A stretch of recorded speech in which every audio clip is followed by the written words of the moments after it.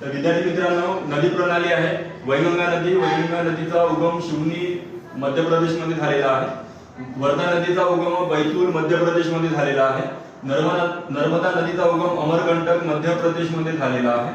आणि त्याचप्रमाणे पैनगंगा नदी आहे. पैनगंगा नदीचा उगम अजिंठा डोंगररांगा ज्या महाराष्ट्राच्या उत्तरेला आहेत त्या बुलढाणा जिल्ह्यामध्ये या पैनगंगा नदीचा उगम झालेला आहे. वैनगंगा नदी आहे. वैनगंगा नदीचा उगम शिवनी आणि ती शिवनी जवळच वर्धा आणि वैनगंगा नदीचा संगम होत आहे आणि त्याच्यानंतर ती होत आहे प्राणहिता